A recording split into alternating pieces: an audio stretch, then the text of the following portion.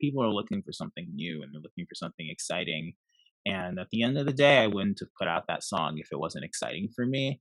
So it was really gratifying to know that there are other people that see it the way that I see it, you know?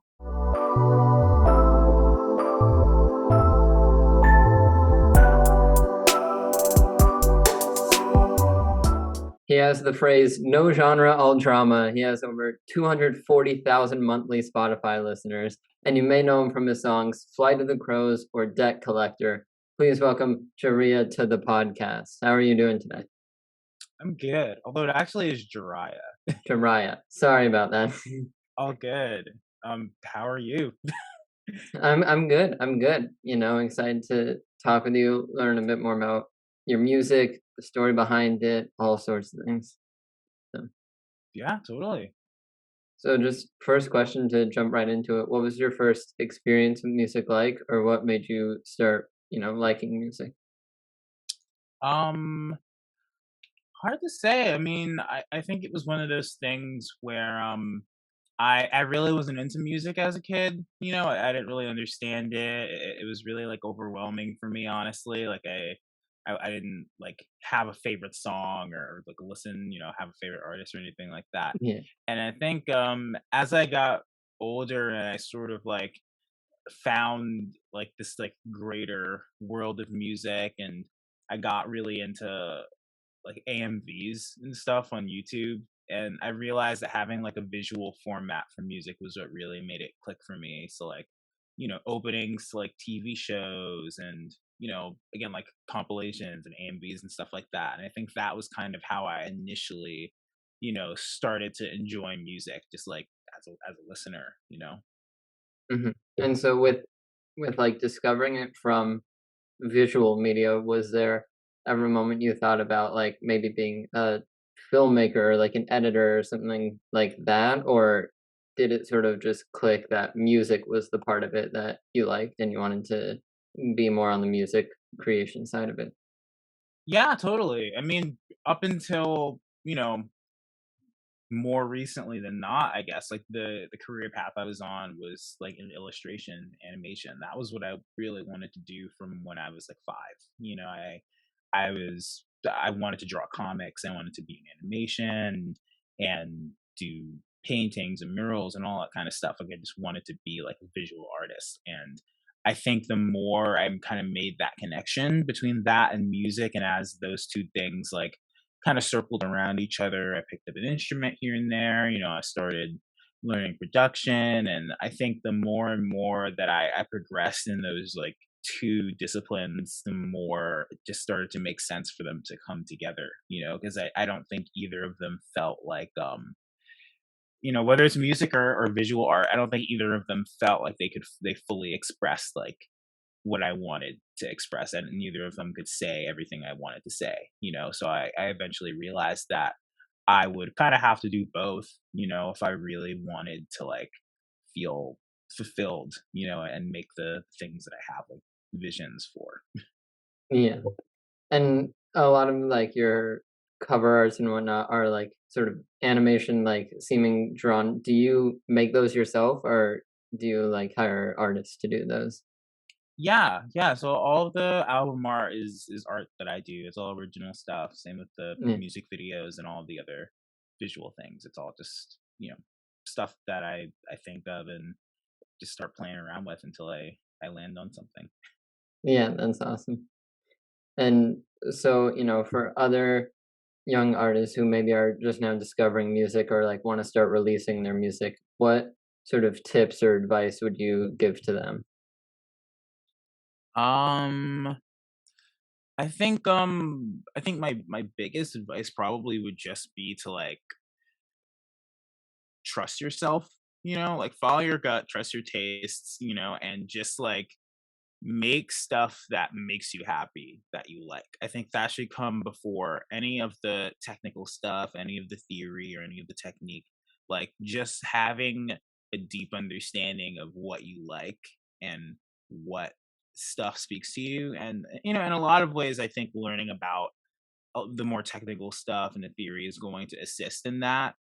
But, at the end of the day, like, the only thing that you have to, like, bring to the table that hasn't been done a million times is, like, your perspective and the person that you are. Everything else, like, all the chords have been used, all the notes have been used, make you're not gonna do anything technique-wise that is completely unlike anything for the most part, So I think that what is gonna make what you do unique and what's going to make it, like, I think important to, like, the world. I mean, I think it's important to the world regardless, but I think what's going to really make it, like, a substantial, like, contribution to, like, the world around you is if you're really expressing, like, your viewpoint and really in touch with that. Yeah. And have you like, with your music, have you performed live at all or, like, done any live shows? Yeah, yeah, I And just finished my 3rd tour, over the oh, summer. nice, yeah. So when you're performing live, how do you sort of bring that visual aspect into it, if that's something you're interested in? How do you try to make sure you're, like, putting on a show that, on top of the music, it is a visual experience? Yeah, so I mean, I think it really depends. I think so far the it's been one of those things where all of the, like, really cool visual stuff is just, like, very expensive, honestly, Yeah, like production and lights and all of that. So, so far I think I've really had to try and channel that in the performance itself. I have, like the slightest bit of a theater background, like I did, like, a little bit in high school. And I yeah, think I learned a lot of really useful tools there for, like, communicating visually to the audience.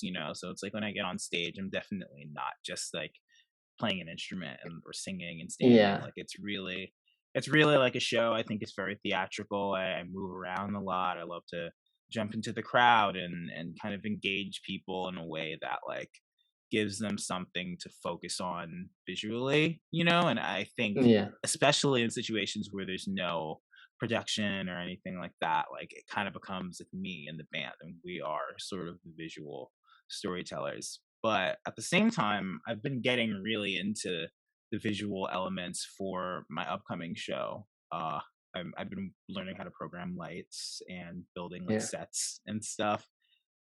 So that's really exciting. I've got this show coming up on February 8th in New York City at LPR, which I'm so amped about. And this is going to be the first time getting to really um, do something a little bit more elaborate with the visuals. So yeah, I think yeah. it'll be cool. Well, I'm based out here in New York, so I might have to stop by and come see that. That'd be awesome. Yeah, Um, definitely come through. and so it seems like, doing the cover art, making the music, trying to learn lights, seems like you want like a big hand in anything creative about the music. Are you collaborative in music, or do you try to, learn all the skills for yourself and like really make it your own creative process in every part of it? Yeah, I mean, I try to be collaborative where I need to, but I think especially for where I'm at currently, I like to have, at the very least, have an understanding of, like, every facet of it, whether it be the animation or the visuals, or, like, even as far as, like, administrative stuff, like understanding what a booking agent does, like what does somebody in, like, if I think I'm going to be working with somebody, even if there is a collaborative element, I want to make sure that I understand their job and I understand what exactly it is that they do Yeah, from my own point of view, so that I know what I need and how to interact with these people. So far I've done a bit of collaboration, here and there. I love to work on stuff with my friends when it feels right. But at the end of the day, I think the core of this project and the reason I'm doing this is to sort of express myself, and to bring my perspective to, like, whatever it is that might call me to do that. So I try to at least understand, like, what my point of view looks like in any medium, even if it turns out that I'm not good at it and I might need help. I yeah, don't really like to let things, like, out of my hands most of the time. yeah. Well, it seems like you're very like you wanna express yourself, you're very self-expressive, you have pride in, like, "Yeah, this is me," and you wanna, you know, send a message through send that message through whatever form it may be, visually or musically. Is there any, like, person that sort of instilled that self-expression in you, or did you just find, like, that that's who you were, that you wanted to express yourself to others? I I think it's sort of a mix of things. I mean, I think definitely like my parents are a big part of that for sure. I mean, they're very sort of self-sufficient people, you know, Yeah. they're very independent and I think that was always like a big inspiration for me, even though I didn't like realize it as a kid. I think over time like it just really rubbed off on me, you know, like my dad like kind of does everything. You know, when he doesn't know how to do something, he like goes and asks somebody how to do it or learns how to do it, and then does it. You know, and I've always like I've really come to admire that. And then at the same time, it's like I just didn't have like a big like social life as a kid. You know, like I had my group of friends, and you know, Yeah. I knew people, but for the most part, I've really kind of lived in my own world. You know, so it just kind of seemed like the most logical like you know, solution if I'm making something and I there's like an element to that I don't know about or if there's stuff I don't know how to do that it just seemed like the logical solution to just learn it and do it myself, you know, as opposed to I think finding somebody else or getting help was hasn't always been like the intuitive choice for me. You know, it's kind of something I've learned over time. Yeah. Are you a music artist trying to find a way to get your music on as many streaming platforms as possible? Then check out DistroKid.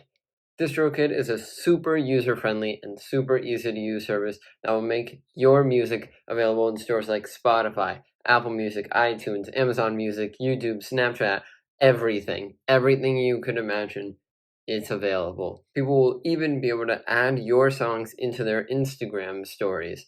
DistroKid helps you with the distribution, monetization, and promotion of all of your music. Use the link in the description of this video for 7% off any DistroKid package you want. Pick from musician packages designed to help artists get their own music out there, or even get a label package where you can manage up to 100 artists from one profile. So that's more for like managers, labels, and you can also get the musician package that I mentioned earlier, which is more for artists, producers, things like that. And super easy, and you can get 7% off any package right now with the link in the description of this video. So once again, if you're looking for a way to get your music on as many streaming platforms as possible, I'm talking any platform you can think of, get DistroKid and get 7% off right now with the link in the description. Back to the program. Growing up and being, a little more introverted, it seems. What was the moment like that you had your first live music show and you were, kind of on stage in front of people like performing to them? Were you nervous at all? Anxious about that? Just like bring us to that experience. Yeah, I mean for sure. I think the funny thing is I've always loved to perform. You Hmm. know, I as a kid I was really sort of embarrassed about it for some reason, you know. I think I was very afraid of seeming like I wanted attention, you know, like for some Yeah. reason that was like a big thing for me. So I love to perform even if I was very shy and I didn't necessarily you know, have that same affinity for talking to people and being like, you know, extroverted. I loved to put on a show for sure, you know. So that was like, you know, first of all, it was like a way to make friends sometimes, but second of all, it just like it felt very natural. But I think as I got older and I didn't nurture that and I kind of um went further into myself without having an outlet for that, it became a lot more difficult. You know, when I learned piano, I would do little performances here and there, and that was like a very sort of easy way for me to access that part of me Yeah. without being too vulnerable. But I think the more I got older and realized that like I'd love to maybe be able to sing one day, you know, I'd love to be able to like put on a show and I felt like playing an instrument just wasn't fully expressing who I was, but I was afraid to like go further than that, and Mhm. it took a lot of time, a lot of practice, just in my room, like singing and rehearsing and practicing before I felt ready to do something more vulnerable in front of other people. And the two big experiences I had for that, even before like my first actual show, was we had like a, I don't know, remember, I don't, it wasn't like a talent show, but it was something Yeah. like a showcase type Like, thing at my yeah, like school. student showcase. Yeah. Yeah, so that was like one of the first like real experiences I had. I think probably the first time I actually sung in front of other people in a performance context, and I did two like covers, and I played the piano and I sung, and I was like terrified. I was shaking the whole time. There's Yeah. videos of it, but I felt like amazing after. It was just such a rush. It was so thrilling that I knew that even if it was terrifying, I knew that one, fears can be conquered. I knew it didn't have to always be terrifying. It was just something I'd have to overcome. And the other thing I knew is that I really loved it regardless. I think you have to really love something to go through that much sort of mental stress and still come out of it having a good time. And then the Yeah. second thing was ending up in the school musical. And I think that was like what really did it for me. I was like, I love this. This feels like a part of me. Yeah. Yeah. And it's great that you sort of conquered that fear, like you said, or learned like how to that this really was something you wanted to do, despite like if you were anxious at first time or anything like that. Did that sort of do you think you found that pretty quick, or was there ever a moment where you got like too anxious and maybe questioned if music was really the right thing for you? Um, I mean, it definitely didn't happen quickly. It was a pretty long, sort of intentional process, Hmm. when I decided I really wanted to make music myself and start singing. I spent like a year just singing and recording it in my room and listening back to it, like just so I could get used to the sound of my voice, because that Yeah. was one of the big barriers. Like, I cannot listen to my voice. I think Yeah. that's something that like everybody experiences early on, where it's like, Yeah. "Oh god, I have to hear myself?" Like, that's horrifying. So I spent like a year just doing that, not really making a whole lot of music or putting stuff out, like just getting used to that, and that was a big step. And then this is sort of coinciding with learning how to sing and doing the musical, and doing all this other stuff, starting to write here and there. But I think I always knew that that feeling I get from that sort of anxiety, that fear, I've always known that it's kind of a good thing. I think Yeah. I never, maybe, as a kid, I think it's easy to get that feeling and be like, oh, it it's what's the sort of word I'm looking for? I think it's easy for that It, feeling to sort of deter you early on, yeah. but I To think the discourage you. more exactly. But I think the more I conquered it in small ways throughout my life, doing things that were vulnerable and put me out there, and seeing it kind of come back to me, and in these ways that are very gratifying, I started to learn that that feeling it's the opposite of like a bad Yeah. thing. It's not a red flag. It's something that lets you know what you're doing is exciting, and that it's growth. It's taking you out of your comfort zone. So I really, even though it was scary, I think I really learned to like embrace that fear and realize that that means that I'm growing. And that's like one of Yeah. my favorite things. And Even now, like and I always look for stuff that scares me. yeah, and being nervous just, shows that you care. It shows that you want like to put on a good show. You want it to go well and everything. And so that's another just way to look at it as a positive thing. Totally. Yeah. So like pretty recently you were part of Spotify's Fresh Finds class of 2022. What was that recognition like for you? Did it sort of help you feel like you said, a gratifying like outcome, like show that the work you put in really led to something? What was that moment like? Yeah, I mean, that was huge. We got that email like early this year, at the end of last year. And the thing with the music industry is that it's very quiet around now, like around the holidays. Like everything shuts down. It's the only time things really kind Yeah, of slow down and don't move. So last winter, I'm there and I'm just chilling. Like I'm working on some music here and there. I'm trying to recover from the last like semester of school. So I'm just like, it's like it's the last moment, the last time I would have expected to get an email from Spotify. But my manager gets the email, Jer, and they text me like instantly, go check your email.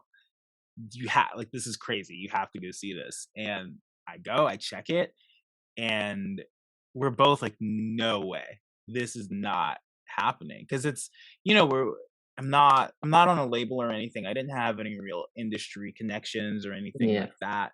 As far as I knew, nobody at Spotify knew I existed, and I didn't know anybody at Spotify. And that's one of the big things when you're an independent artist, that one of the big barriers is like, sure, maybe I'm doing stuff I think is cool and then I think people would like, but the people don't know I'm here. And how can they? There's so many artists, and only yeah, so many people at somewhere like Spotify or Apple Music or whatever. So it's like that's one of those like mysterious music industry things. Everybody wants to know, how do you get in contact with this person? How do you blah blah blah? So that was like a crazy thing, because it's like, out of all the people, why would they reach out to me? And yeah, I was amped about it. I was excited. So we get that email, and it was very gratifying. They started walking us through what we were going to do and what this opportunity sort of entailed. And the whole time I just felt like so grateful that the work I'd done and like the trust I'd put in myself to stay on this path and stick to it, especially choosing not to go the label route.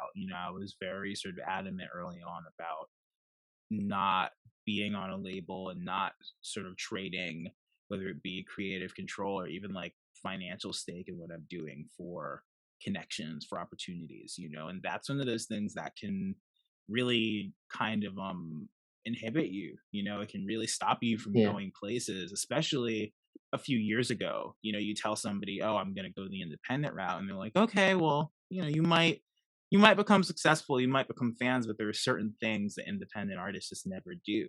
There's certain things that you need to have some kind of label in place for. And I think it was very ambitious of me to be like, I want to do it all and also not have that support, and yeah, having that happen, I was like, oh shit, maybe it's working, you know, yeah, and I'm still sticking to it. It's going well. Doing the Spotify single was amazing. It was such a beautiful experience, and I met so many amazing people. And it was very validating. It really validated like the path I was on and made me feel like I should really stick to it and not sort of veer off of that, or try and backtrack. yeah. And I guess like you mentioned this whole like independent versus signed uh I guess relationship that artists have like throughout the industry. A big point of every artist is, okay, are they independent or are they part of a label? And I think nowadays it's becoming a lot more common, I guess, or accepted for artists to be independent and try to do things on their own. What benefits, but also like downfalls or cons do you see to being an independent artist as opposed to signed to a label? Um, let's see. So what are the pros and cons, I guess, of like Yeah, being unsigned? Yeah, sure, I can get into that. I mean, I will say I'm definitely not completely opposed to the idea of being on a label, but it's one of those yeah, things where it would really have to feel right. And so far, being independent has felt right in all of the ways that I need. Um, there is a lot of people bring up creative control, but I feel like more and more labels are kind of trusting their artists to do their thing. I don't know a yeah, lot of signed artists that feel like they have no control. over what they're doing. You generally get to do your thing, but the big sort of caveat is that oftentimes you won't have the final say. So it's like, if hopefully you're in a good label situation, you have people, all of them are trying to support you doing what you want to do. But at the end of the day, if you land on something and somebody higher up is like, I don't think that's going to work, all you can really do is work around it and try to get something that's going to make them happy, because they can stop you from doing what it is you want to do. And I feel like that's maybe not always the case, but I just don't think I would feel comfortable in a situation where that's an option. So I love to I love to have creative control, but more importantly, I need to have the final say, I think, about what I'm doing. Um, the other element for me is speed, and resources. I Early Yeah, on, obviously it's hard, but I think the more and more I find resources and I kind of build this thing and have like an infrastructure around what I'm doing, all of that feeds back into itself and feeds back into what I'm doing. If you're on a label, you're sharing a lot of resources. If you might have a record and be like, I want to put it out in 3 months, and they're like, hey, everyone else wants to put out the record in 3 months. Maybe we got to do yours in 6 months. And yeah, that's, for a lot of people, that might be like an easy compromise to make. But for me, I always have such a strong vision for the stuff I want to do, and I just don't want to have to compromise that. yeah, I Especially at this point in my career, it's gotten to the point where I've built those resources, and I've built sort of like I guess, to be more specific, like built like a financial sort of support around what I'm doing. And that has been huge because it gives me the freedom to do the stuff I want to do. I can record my albums the way I'm going to record, and all the stuff I make belongs to me, because yeah, I'm essentially like the label behind it. And at the end of the day, labels make a lot more money than artists do. And yeah, I'm not doing this for money, but I know if you know none of that happens without the artists. The artists are the ones that are generating so much of that. And I think if all of my hard work is going towards generating so much, I don't want to just be like given a small piece of it to keep on working. yeah. Like my hope is one day to have my own label. Now, even like without a label, we see that a lot of artists are gaining a following or blowing up from social media, like something on Instagram, something on TikTok, and that helps them like launch into a career and they just go from there being an independent artist or maybe like getting a record deal from that, but they started just on their own. Like, what do you think about the music industry now with social media being such a big part of it and artists almost needing to like promote themselves and their music on it? Yeah, I mean, it's massive. I guess that kind of connects to the other part of the question I forgot to answer, which is like the cons of being independent. And really the main con is that all of it falls on you, Yeah, especially, if you have a big ambitious idea for a thing and it's going to cost you a lot of money. If that thing doesn't make a return, like, that's on you. That's your bills that aren't getting paid, or that's your apartment you're gonna get evicted from if you make like bad yeah, decisions. And if you're on a label, it's in their best interest to make you succeed. But if it doesn't happen, and for whatever reason, you're kind of off the hook. If they gave you money, you don't have to give it back. Like, that's yours. All the Everything that they did to try and like make your thing work, even if it doesn't stick and it doesn't work, like, that is going to be on them. And maybe they have your masters, or they're getting like a couple of dollars from what you're doing. But at the end of the day, if it didn't work out, it didn't work out. So I think that's one of the big things. But, with social media being like such a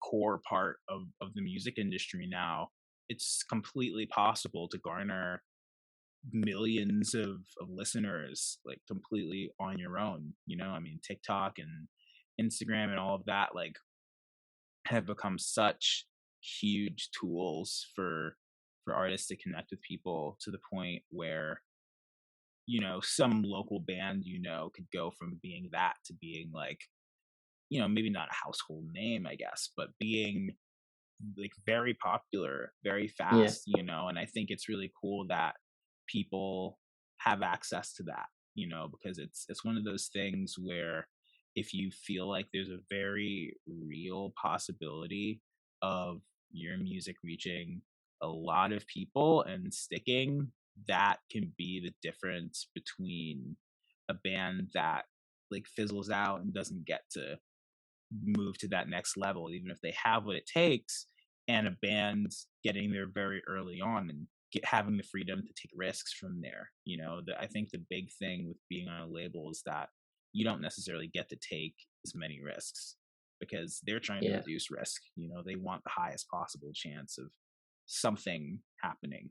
They're looking at what's, like, been tried and true, what works, like, let's stick to that, let's stick to things that we have seen been done and make money rather than maybe trying something new and see like, being pioneers in a sense of doing something.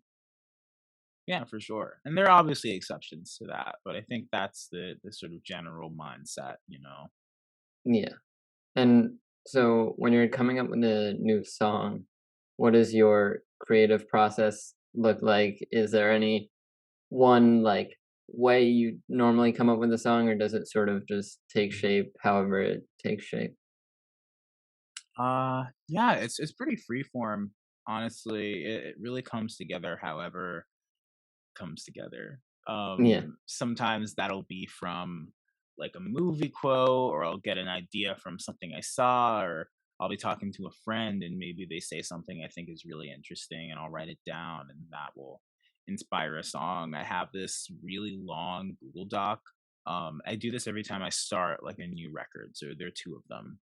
Or every time I start a full length record. So there's one for the first album, and there's one I've had since 2018 for the second album. And basically every time I get an idea, it goes in there. So the idea is that when I sit down to write a song, a lot of the time I'll have a chord progression in mind or a sound will come, and that will sort of lead me to a feeling or a thought or an idea. Oftentimes from that note, maybe not, but once I have those two things, like some kind of sound and an idea, I just start like scraping through everything in that doc and being like, what fits in here? I'm kind of building like a web. Sometimes Yeah. I'll have a chord progression in there and I'm like, oh, that go really well with this idea. Or I have a series of words and I'll be like, oh, those words feel a lot like this chord sounds. And all of it kind of, you know, it's like building Legos, I always like to say. Yeah. Like you just once you're feeling inspired, you just dump out the bin and you start putting it together, until I think early on for me, like a pretty full vision will come together, even if it's not necessarily the vision of the song in a traditional sense, like from beginning to end.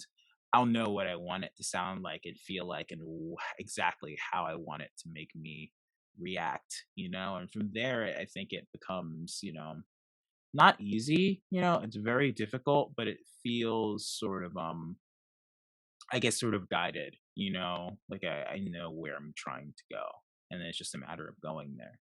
Yeah. And so, uh, I guess you sort of answered it. You talked about, like, hearing movie quotes, talking to people. Do you take any inspiration at all from other artists, other music? And if you do, how do you sort of balance that inspiration with, like, putting your own style or sound on it? Yeah, totally. I take lots of inspiration from other artists. I mean, I listen to so much music, like all the time, from so many different types of artists. I think all of it eventually finds its way in there. Um, and as far as like balancing that with making something that's unique, making something that doesn't sound exactly like what I've already done, I think it's just a matter of just trying to make it sound different. If I know exactly if I'm listening to I don't know, like an MCR song and there's an element of it that's really inspiring me, I just think about, okay, well, why do I like this element of it? What exactly is it about this song that's really speaking to me?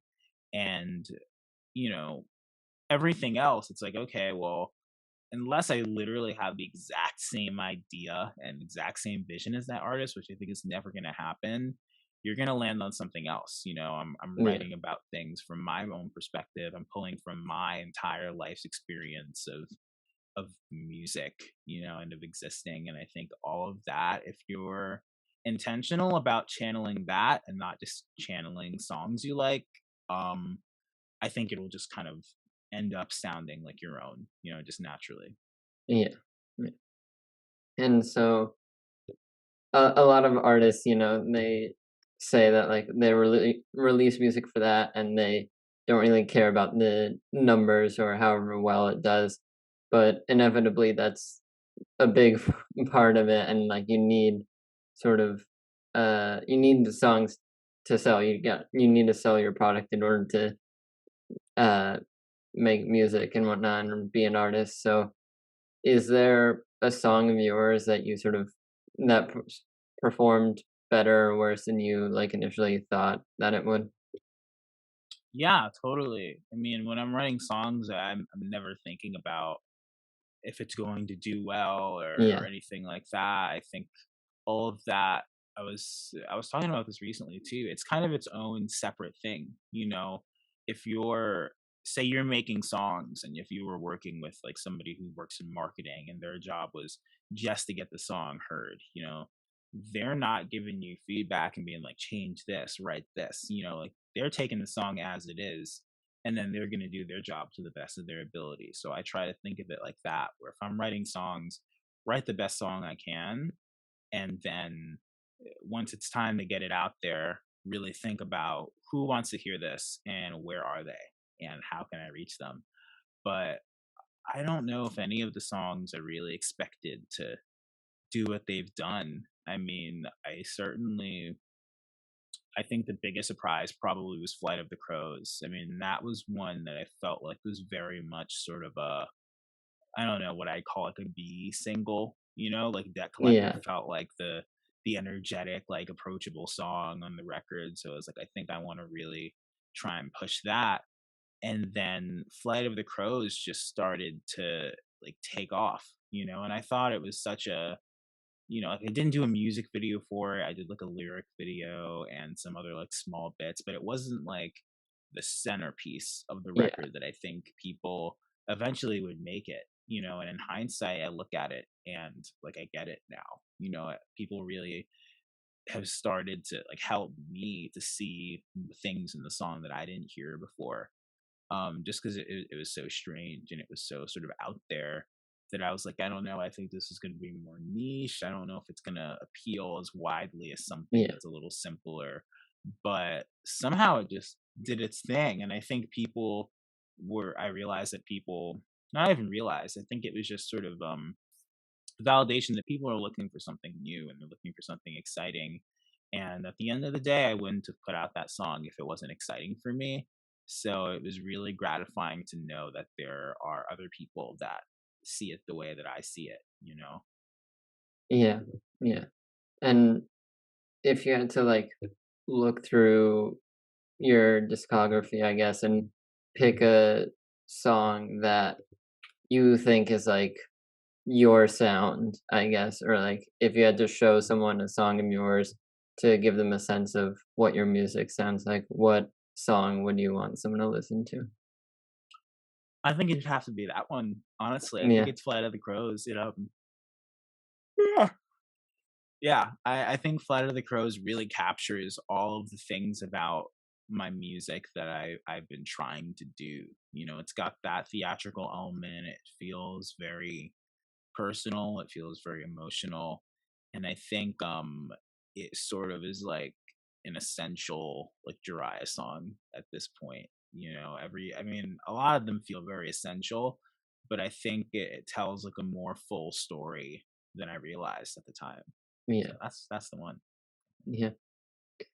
And now we're getting towards the end, starting to wrap it up, but I wanna get into a couple, like, hypothetical, like, dream scenario questions. If Go for you it. got the chance to collaborate with any artist on a song, who would you wanna work with and why? Um, uh, I have a couple. I mean, obviously, there's like my favorite artists. I'd love to do the song with MCR or something. But there are three specifically that I think about like often. The first one is Lido. He's an amazing producer and songwriter. He's done like so many of my favorite songs, and the way that he thinks of music and the way he expresses his ideas has had such a huge influence on me and the way that I do things.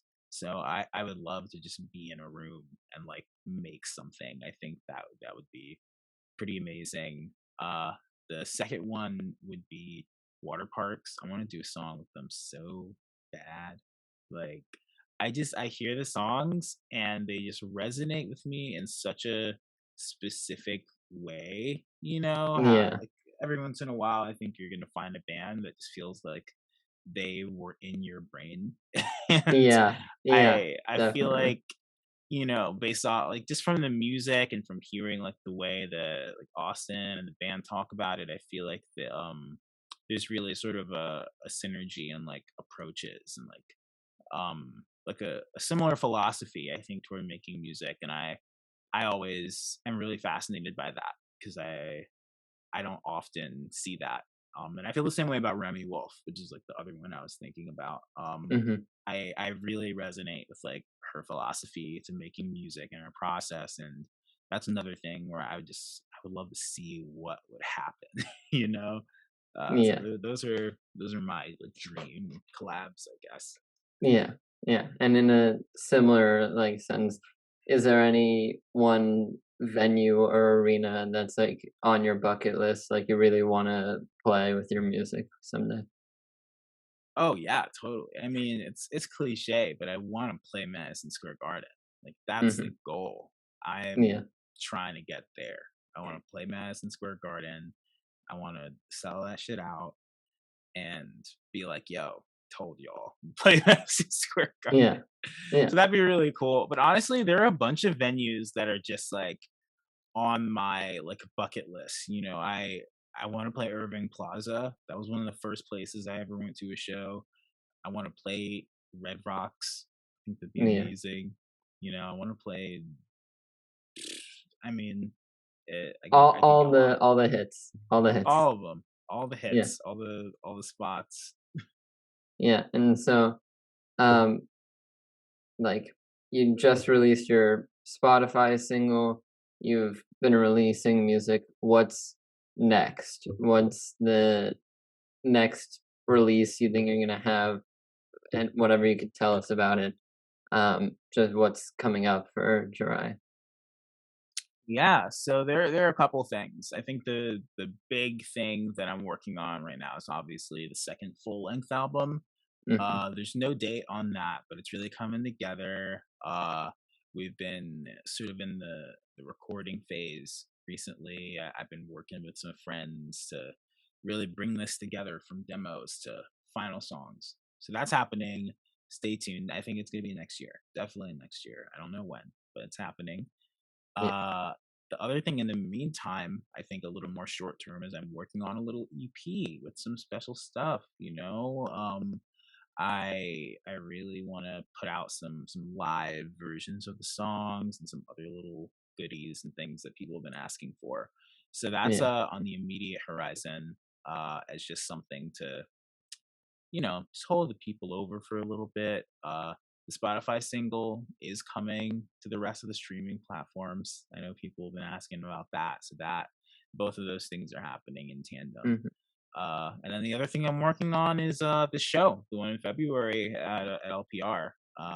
That's like my big thing right now. It's a huge deal for me, and it's occupying so much of my time. You know. yeah, yeah, I'm sure. Well, that was all I had for you today. Thank you so much for coming on. Thanks for telling us a bit, like, about your creative process, all the things you're trying to learn and get down, and your upcoming projects. Thanks so much for talking with me. I had a great time. Really appreciate it.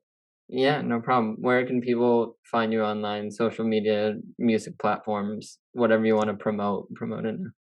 Yeah, I mean, hey, you can find me anywhere. Just Jhariah. Luckily, there aren't a whole lot. So if you search my name anywhere, you'll probably find me. And I would love to say hi. Yeah. Okay, great. Well, I'll leave a link to that down below, and thank you again for coming on. Thank you. Yeah. Anytime.